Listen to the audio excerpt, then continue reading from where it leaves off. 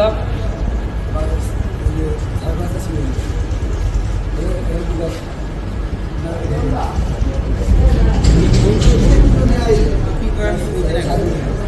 একটু স্পষ্ট করে জোরে করে কথা বলো।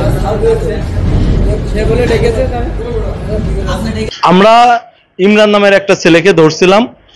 সে হাটখোলা দিয়ে অনেকক্ষণ যাবৎ ঘোরাফেরা করছিল। আমাদের আনসার ভাইরা যারা ডিউটিতে ছিল তারা ওকে দাঁড় করিয়েছে। সে পরিচয় দিয়েছে আমাদের ডেকোরেটরের যারা কাজ করছে তাদের একজন সদস্য।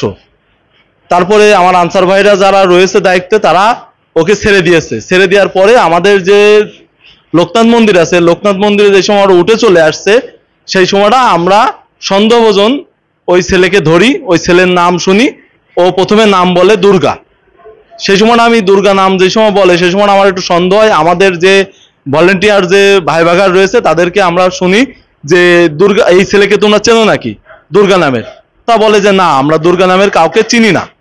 তা সেই সময়টা আমি ওকে হলো যে প্রেশার ক্রিয়েট করি। প্রেশার ক্রিয়েট করার পরে সেই সময়টা ওর নাম বলে ইকরাম, ওর বাড়ি হরিণাকুণ্ড। এক এক সময় এক এক নাম বলে।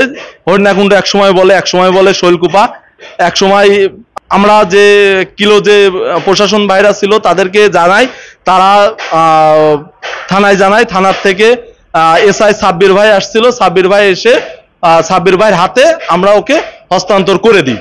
সারা দেশে যে পরিবেশ চলছে এই নিয়ে সেই জন্য সন্দেহভাজন আমরা একে ধরি।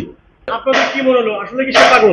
না না, সে পাগল না। যদি পাগল হতো তাহলে আমাদের যে আনসার ভাইরা রয়েছে তাদের কাছে যে বলে না যে আমি হলো যে ডেকোরেটরের একজন সদস্য, আমি ডেকোরেটরে কাজ করছি, পায়ে পায়ে হেঁটে দুর্গা লোকনাথ মন্দিরের ভিতরে যে সময় আসে সেই সময়টা আমি নিজে তাকে হলো যে ধরি।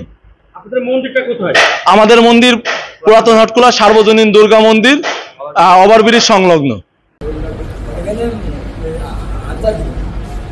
খান, তুমি তো প্রশ্ন করলে এখানে আমি কাজ করছি, এখানে বলি ডেকোরেশনের লোক, আমি কাজ করছি। না না, এখন এখানে যতগুলো লোক আছে ঠিক আছে, এই মুহূর্তে কোনো ইয়ে নাই, হয়তো এমনও হতে পারে সে এখানে সে একটা আশ্রয় নিতে পারে।